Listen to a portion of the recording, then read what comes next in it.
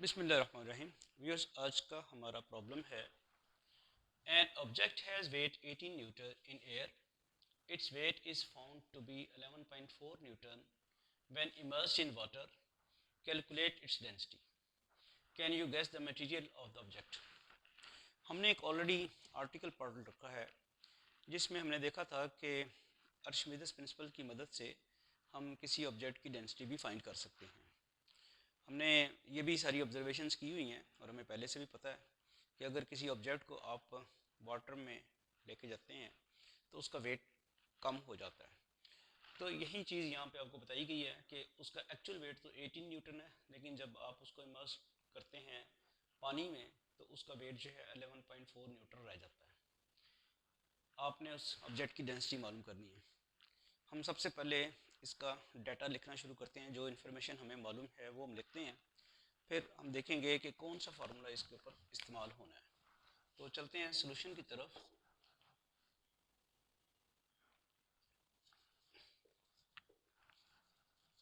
Weight of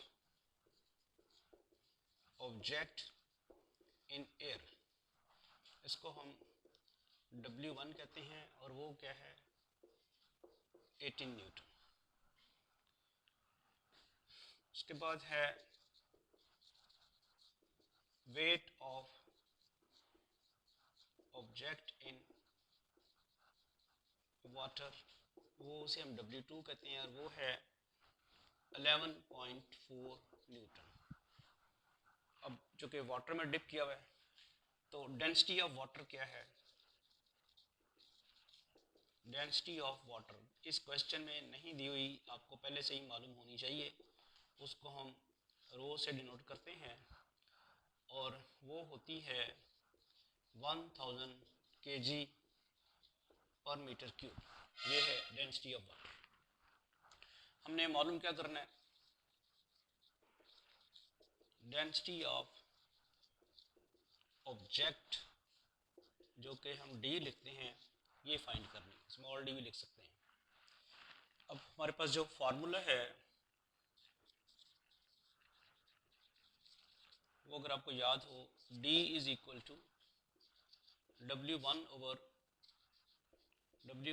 minus W2 into density. अब density of the liquid, इस वक्त density of the water होगी। W1 हमारे पास है 18 न्यूटन। 18 न्यूटन माइनस 11.4 न्यूटन और डेंसिटी आपके पास है इनटू 1000 kg पर मीटर क्यूब। यहाँ से हम देखते हैं कि ये रह जाएगा 18 न्यूटन ओवर 18 माइनस 11.4 करें तो कैलकुलेशन करके देखिएगा, ज़रा मुझे बताएं 18 माइनस 11.4, फिर हम डिवाइड भी करेंगे। जी, तो ये आपने सही बता दिया कि ये आ गई 6.6 Newton. This is 6.6 Newton into 1000 kg पर मीटर क्यूब। ये न्यूटन न्यूटन के साथ कैंसिल हो जाएगा, यूनिट।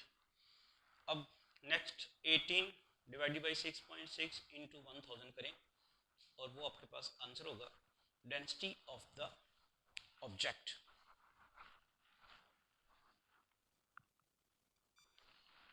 तो ये आ गया 2727 kg 2727 kg पर मीटर क्यूब। तो हमारा आंसर आ गया डेंसिटी ऑफ द ऑब्जेक्ट 27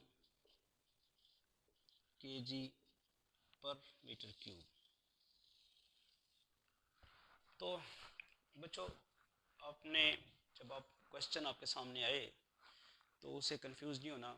फौरी तौर पे उसका डाटा देख के आप देखें कि इस पे कौन सा फार्मूला लग सकता है। ये हमने आर्टिकल डिस्कस किया हुआ है, अर्शमिदस प्रिंसिपल यूज़ किया था किसी ऑब्जेक्ट की डेंसिटी मालूम करने के लिए। उसका फार्मूला ये था, density of the object is equal to weight of the object in air. Difference of the weights, ये क्या है, weight of the object in air minus weight of the object in liquid and here we multiply the density of the liquid. बस data आपने लिख लिया। ये आपको पता है कि 5 नंबर का क्वेश्चन आता है, तो वरना तो ये 2 लाइनों का इसका सोल्यूशन है अगर आपको फार्मूला आता है। लेकिन प्रेजेंटेशन आपकी प्रॉपर होनी चाहिए, जिसमें आप इस तरह लिखेंगे तो आपके मार्क्स नहीं कटेंगे। ये आप डाटा पूरा इस तरह लिख के, और ये मैंने कोई अपने पास से नहीं चीज़ लिखी यहाँ तक, ये सारी की सारी चीज़ें इसमें मौजूद हैं।